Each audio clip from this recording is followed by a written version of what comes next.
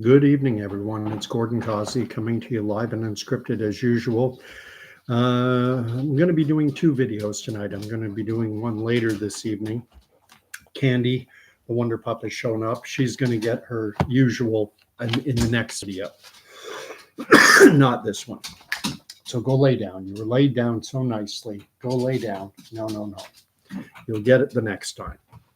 If you're new to my channel, I normally 99% of the time give my dog a you know what at the start of all my videos. I think people like seeing dogs, but that's a side topic. So it's right now, it's Sunday night, the 4th of August. It's 10:03, just after 10 p.m. in my time zone, Eastern time zone. And I wanted to talk more about this unfolding controversy surrounding these two boxers in the Olympics, one from Algeria, I believe the other one is from Taiwan, and both had been banned from international competitions before by the International Boxing Association, which is run by the Russians, and they were stripped of their governing authority over the Olympics Games, and it's now the IOC administering it, the International Olympic Committee, and both were deemed eligible. And I want to give this some context because just last night at home here, I have my youngest is 10 years of age, and he's becoming more and more aware of the world, his sense of things, his questions. And so we watched a movie, an old movie, based on the Harper Lee classic novel To Kill a Mockingbird, a movie of the same name, the one starring Gregory Peck. A great movie, one of the greatest movies of all time. And he, 10 years old, he loved it. I mean, the principal characters in the movie are Jem and Scout. Everything is told, it's narrated by Scout, Jean Louise Finch, a little girl of about 6 years of age. Retrospectively, she is telling what happened over the course of about a year in Macomb County, Georgia. If you don't know the story, I won't bore you with it, but there is one scene in the movie where Atticus Finch, who is the parent, the father of Jean Louise Finch and her brother Jem, and he talks about the fact that you can't understand another person until you walk around in their shoes and crawl around in their skin and try and see things from their perspective. And the name of the Algerian boxer is Imane Khelif. I'm not exactly sure how you pronounce that, but I'm assuming I'm reasonably close. Imane Khelif.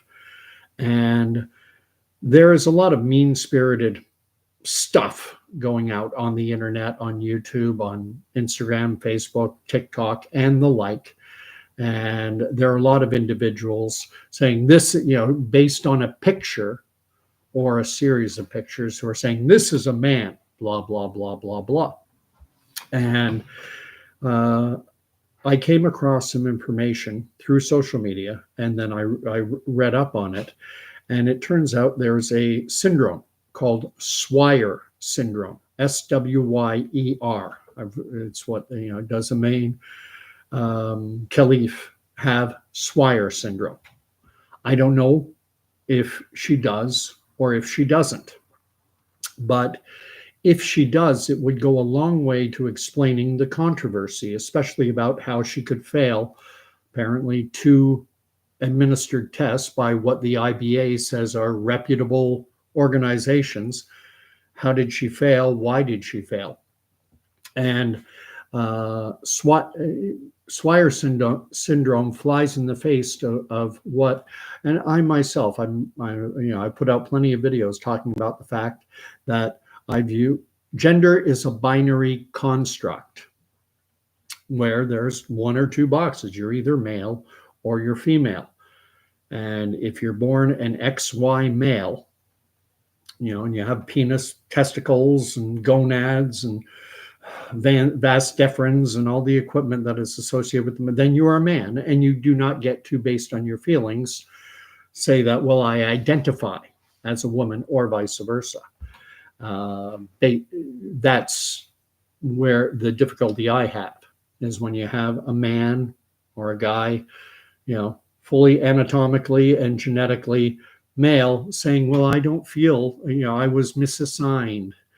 I need gender reassignment. I need everyone in the world to join my circus because I don't feel, my inner feelings do not line up with my anatomical reality or my genetic reality. But I've always talked about the fact that there is a condition that I have, hence previously I've always referred to it as intersex, where a person is born with an anomaly. The XY stuff doesn't, they have an extra chromosome, an extra pair, or something to that effect. And someone born with,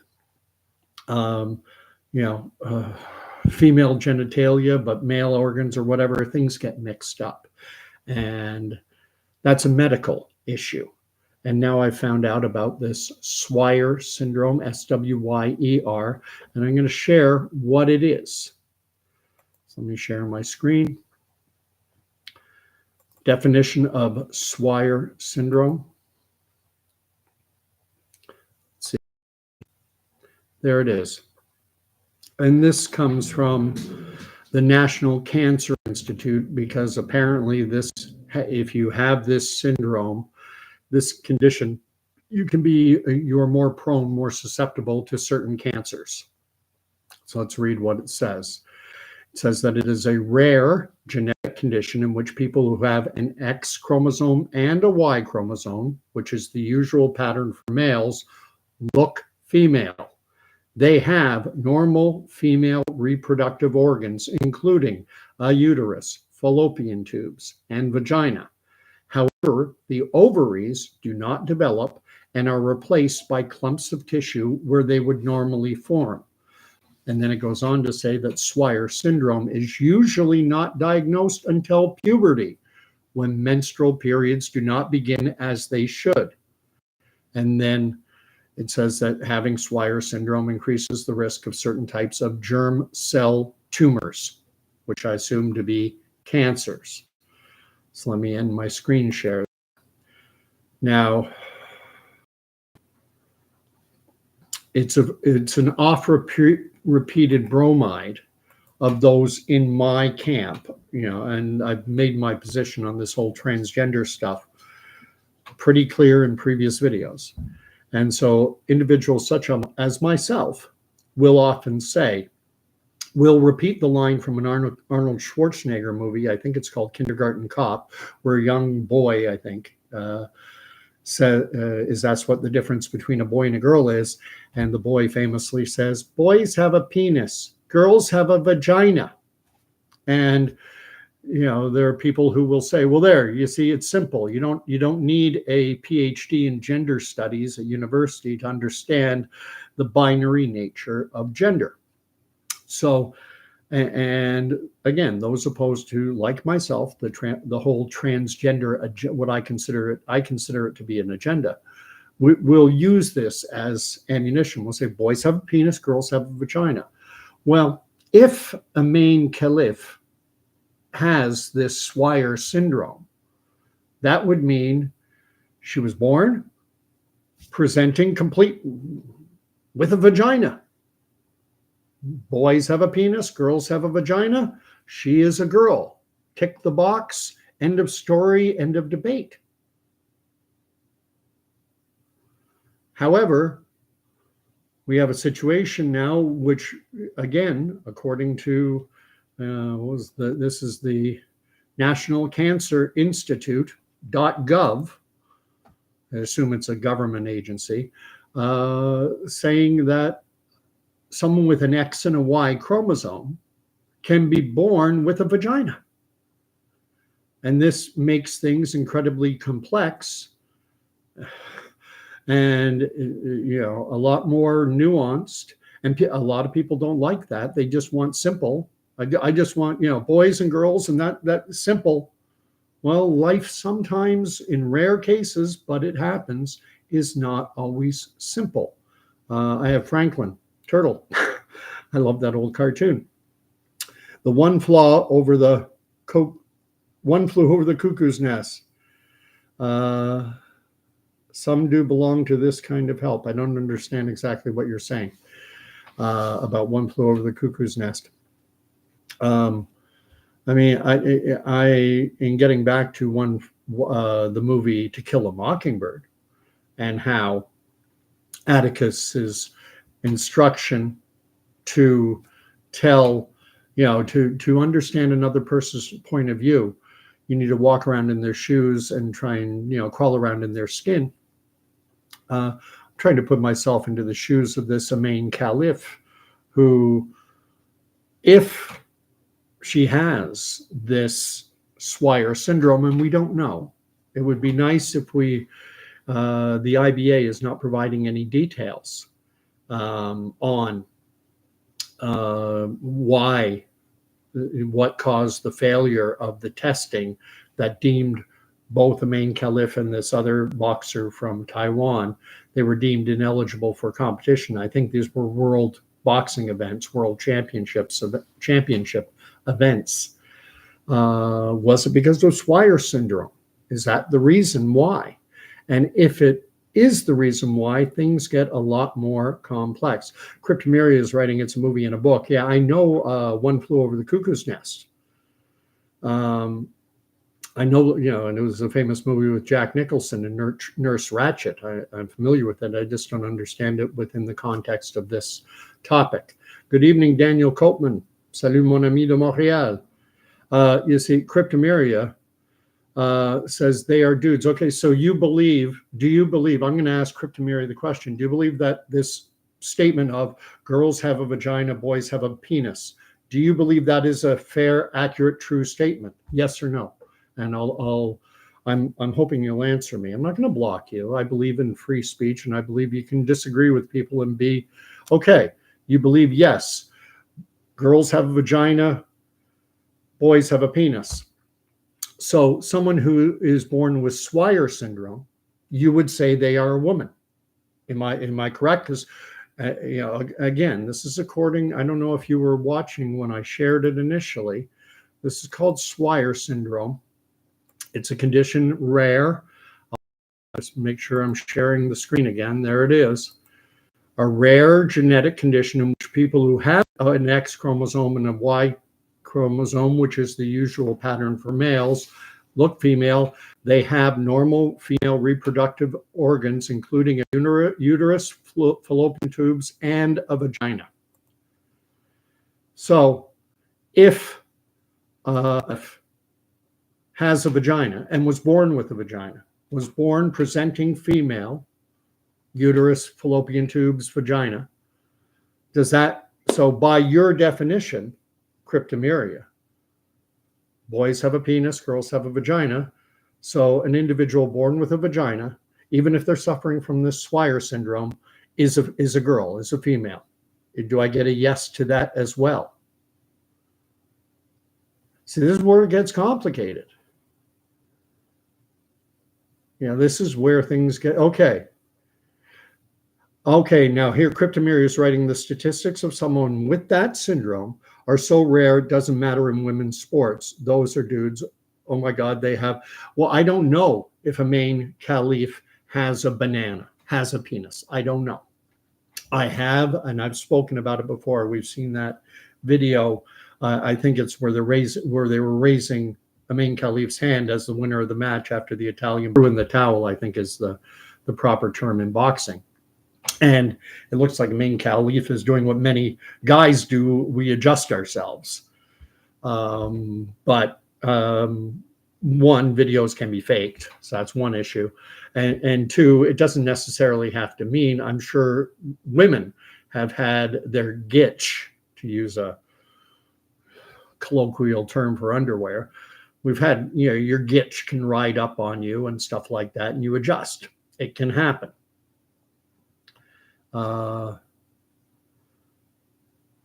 So whether it was faked or not, it doesn't, and this is where having more information would be helpful, because we don't know. Does Imane Khelif, and you speak about the statistics of someone with the syndrome are so rare.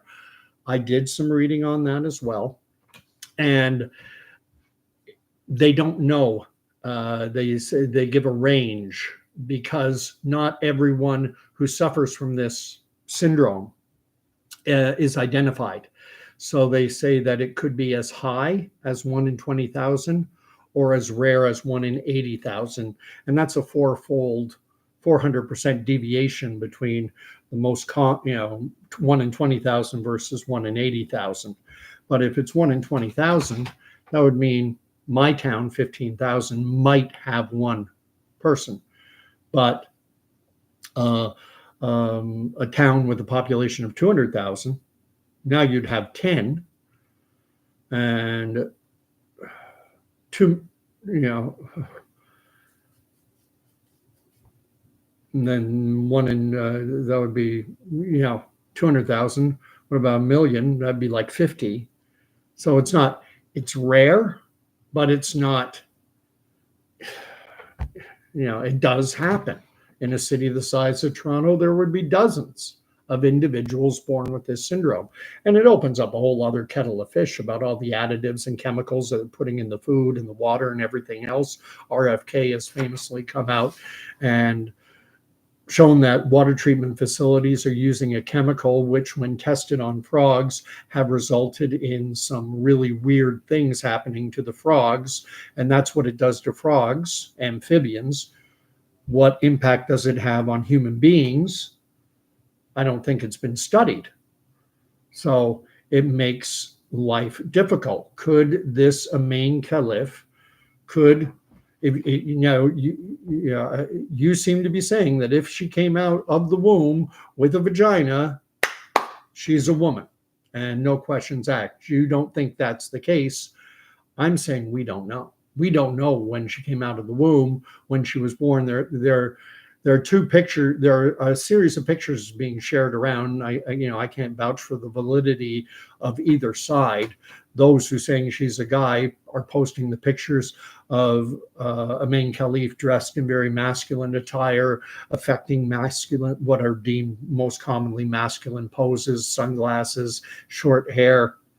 There's one where Imane Khelif is standing beside another boxer, but the boxer is wearing either the hijab or the, what do they call it? The niqab. They've got a couple of head coverings, and I don't know which is which. One covers the face and one just covers the head. But why is Imane Khelif, if Imane Khelif is a woman, why isn't she covering her head like the other boxer? There's those ones, and then there are other pictures going around on the other side showing childhood pictures that purport to be of Imane Khelif, and you see a normal looking girl wearing a dress. And I think it would go a long way to settling things if they would announce on what basis she failed, if the International Boxing Association would stipulate on what basis she failed their testing. Was it because, does she have Swyer Syndrome?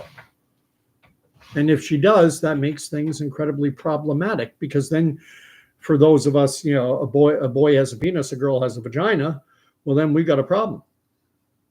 It's also a problem for those who promote this whole, gender. There are an endless number of genders. Well, now they're saying, now they've been, the contradiction on their side is that, well, finally, at least you're admitting that gender is binary. It's male or female. You can't be, it's not 1,000,001 different ones. Let me catch up. Cryptomeria says, you aren't a woman who has been abused by trans. And trans to me is an entirely different issue from someone who suffers from Swyer Syndrome or any similar type condition where there's a chromosomal anomaly and a genetic, or rather physiological anatomical anomaly. That's medical. These are medical conditions. And getting back to, if, and this is the most annoying part of the whole debate, is if Imane Khelif and the other boxer from Taiwan, if they're one of the individuals who suffer from this admittedly very rare condition, 1 in 20,000, 1 in 80,000, they're unsure exactly how often, as it said in the article that I shared, from the National Cancer Institute that apparently this isn't diagnosed until a girl gets to be 12, 13, 14 years of age, and all of a sudden she doesn't get her period. She doesn't start menstruating. And that could be an embarrassment in some cultures, and so they may just keep it secret and just continue on living as a woman.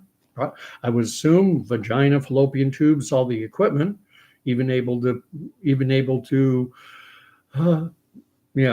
behave sexually without any issues, except that they wouldn't be able to get pregnant, obviously. Someone suffering from this, they'd be able to engage in sexual activity, sexual congress. But if the ovaries aren't producing eggs, there's nothing to fertilize. There's no pregnancy. So reading on. I do not want to excuse biological men abusing women. Cryptomeria, I have absolutely no use for that. Individuals who are full-on male, XY, penis, testicles, the whole 9 yards, fully male, and who simply say, well, I don't feel that way. I don't identify as a male. Get out of town. I'm sorry. I'm not joining your circus. You're a guy, and your feelings do not supersede biological reality. The problem is with Swyer syndrome, biological reality isn't cut and dried the way it is for most of the population for 19,999 or 79,999. It's anyway going to catch up.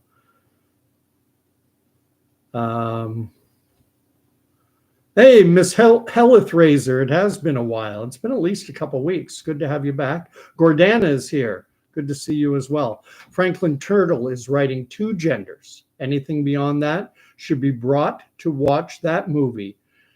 Better yet, all jokes aside, the other is a league of their own and should be handled that way, like society used to. I have seen the movie To Kill a Mockingbird I referenced, but One Flew Over the Cuckoo's Nest. But it's been ages, and I don't ever think I watched it in its entirety. I consider that it's not my style. It's not my type of film where someone's being held against their will in a psychiatric hospital. That's a tough subject matter for me, but maybe I should watch it because I'm guessing there's something about this transgender stuff in it going on. Cryptomeria says, love you, catch up about night. You aren't up to, no, I'm not. I'm not. I do not go in for this left woke ideology, but at the same time, you can lose your humanity in things when things get too polarized. And let's just assume for the moment that Imane Khelif suffers from the Swyer syndrome. I don't know if they do or not. I don't know if that's the case. But I'm just, for the moment, assume what life would be like for an individual born, mom and dad announce everyone, we have a girl, and buy women's clothes, pink room, playing with dolls, the whole girl stuff, socializing with girls, going to play with girls, fully anatomically a girl, vagina, no penis. And then finding out at 12, 13, 14 years of age that you have a genetic anomaly and that you have a Y chromosome, and that in a respect, you're male. And let's face it, girls can be tomboys. I've known plenty of girls who were tomboys growing up, and sometimes they could be really cool. Doesn't mean they're not behavior and gender are 2 different things. Your gender is biological, it's your anatomy. Your personality type can be different. Anyway, Sharunyan's here and has written down another one, Klinefelter syndrome. And I imagine, there are probably several of these Swyer, Klinefelter. There are conditions that happen rarely where individuals do not fall into the simple XY, XX, penis, vagina paradigm. And life must be very hard for them. I'm not talking about individuals, a full-on guy, penis XY, who all of a sudden says, well, I don't feel like, I want to use the women's locker room, and I want to compete in shot put against women, and I want to go swim against women. Well, you're not a woman. But someone with one of these conditions, one of these rare conditions, now it gets a lot more problematic. In the case of Imane Khelif, I would love to know, but based on what criteria the IBA, International Boxing Association, barred her from competition. What was the basis of determining that she failed their test? Was it a Y chromosome that wasn't supposed to be there, irrespective of her anatomy? Is that the reason? Or is there some other reason? But they don't give that detail. I've checked. And they could say, and they probably will say, well, it's privacy, it's private medical information. But the Olympics and these sporting events are not private events. These are public events. You want to get up on the world stage in a spectacle, potential to win a gold medal. And if you medal at the Olympics, it can mean a lot of money. Getting a gold, silver, or even a bronze, you're an Olympic gold medal winner. Only a very tiny, tiny, tiny, tiny percentage of the planet can say they've won an Olympic medal of any color, of any type. Anyway, Daniel says there are no genders. Only two sexes. Gender, sex, whatever. I kind of use them synonymously. And I agree. It's male or female, and there are rare genetic conditions, syndromes, whatever. And that's a medical condition. Doesn't change. But yet, years ago, I saw a TV show, and it was purported to have been based on a true story where a man and wife had a child. Baby came out, and the doctor delivering the baby said, before the days of ultrasound, said, it's a boy. And so dad runs out, starts handing out cigars, gets on the phone, tells everyone you had a boy. And then in examining the child, they find out that internally the child is actually female, has fallopian tubes and uterus and all the internal equipment of a female, but was born with male genitalia. And that surgically something would have to be done to pick one or the other. They'd either have to remove the internal female organs or remove the external male organs. And the doctors were recommending the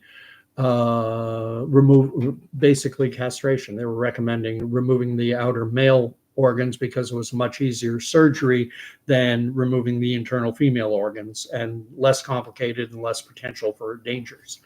And the father was adamantly opposed because he'd announced to the world, I had a boy. And he said, what am I supposed to do now? Tell everyone I had a girl? No, get rid of the female organs. And, and these things, again, they happen very rarely, but they do happen. Virtue Signal Side, it's been a little bit since you've been here. Why don't Olympics and sports communities just add other as a new gender? I think that would be a great idea. If you don't want to compete, if there's any question, you can just go into the other category, and no one would watch it, no one would care. That's my belief. And Miss Helithrager says, thanks, really been going through it lately. I'm sorry to hear that. Hope things are settling down for you. Good to have you here. I'm going to end it now. I don't have much more to say on the issue. I just wanted to share that about Swyer Syndrome.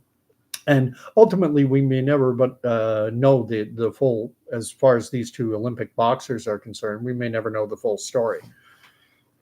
But it's just a reminder to, let's not forget our humanity. It's a reminder to myself,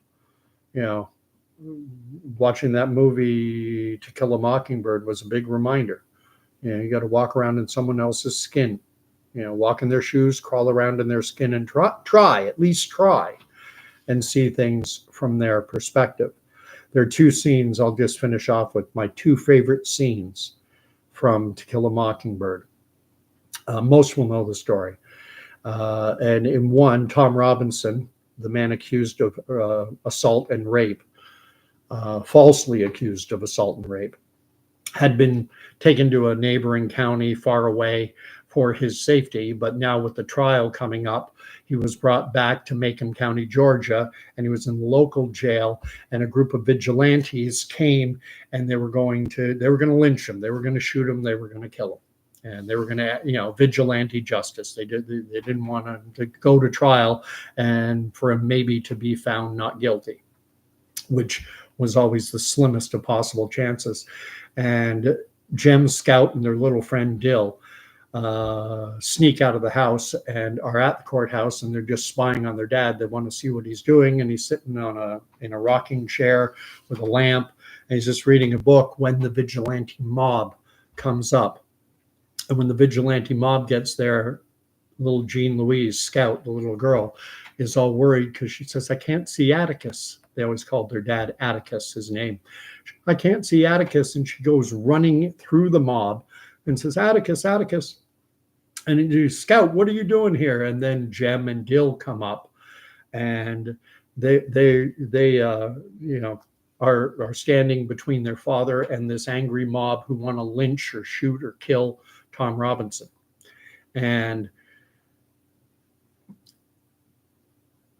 at this point, Atticus says, "Jem, you take your sister and Dill and you go home." And Jem's, "No, sir. No, sir, I'm staying." And then one of the men grabs Jem and to, physically remove him, and it is a bit of a melee scene. Scout kicks the man in the shins, and then Atticus pulls them close to him. And then Jean Louise looks out at the mob, this angry mob that wants to kill this guy. And she recognizes one of the men. It's a man who owes her dad some money. He has an entailment. He owes Atticus Finch money for some legal work. And he's been paying it back as he can in barter, in trade, bringing hickory nuts and things. And she goes, "Hey, Mr. Cunningham." And he looks a little shy and embarrassed. He goes, "Hey, Mr. Cunningham, I know you. I met you at our house. You were dropping off some hickory nuts. My daddy told me you have an entailment. Entailments are bad. I know your son, Walter. He's a good kid. Tell Walter I said hey." And what Scout did in that scene, in this little tableau, which is so amazing, is she takes that guy, Mr. Cunningham, and he's part of an angry, faceless mob, which is unthinking. And that's what happens to us in today's world. We join our camp and we get surrounded by like-minded people, and then we just become this thoughtless, entity, the Borg, and we're, with one mind. And Scout took Mr. Cunningham and she pulled him out, and she gave him back his humanity. And she made him a singular individual again, divorced from this thoughtless mob. "Hey, Mr. Cunningham." And then she starts to realize, he's a little embarrassed talking about the entailment. And he says, "I'm sorry, I didn't mean to embarrass you. Entailments are bad, but don't worry, they get better." And he says, "No offense, young lady. I'll tell Walter you said hey." And then he turns and says, "Come on, guys, let's go." That's one of my favorite scenes. And the other scene that I love is at the end of the trial, after Tom Robinson has been found guilty. The courtroom empties. Atticus is at the defense table. He's packing up his briefcase. Everyone has left the courthouse except in the balcony, that's the only place that the Black individuals, the colored section, that's the only place they're allowed to be. And they all wait for Atticus to leave. And they're all sitting there. And as Atticus finally gets his briefcase, slowly they all start to stand up in the balcony, oblivious to Atticus. He doesn't even lift his head. And Jean Louise is sitting crying because everyone knows that Tom Robinson is innocent and he's just been found guilty. And she's sitting down, and the pastor of the Black church, gentleman, says, Miss Jean Louise, stand up." And she looks at him confused, and she stands up, and then she looks up as if to say, Why are you telling me to stand up? And as Atticus walks underneath them, the pastor says, your daddy's passing. And I just, that sends a chill up my spine, that scene. Let's not forget, as bad as things are, and as crazy as this world can get, let's not forget our humanity. I'm just going to catch up on the last few. Miss Health Razor says, Sherunian, and then Virtue Signal side, glad to catch a live show again. Have a good night. I am going to go live again. I'm going to go live in about 45 minutes on a different topic on World War III, which I think could be coming. Okay. And if you want to come on for that one as well, you're welcome. But I'm going to end this one now. Thank you for watching, and we'll see you in about 45 minutes if you can make it on. God bless everyone.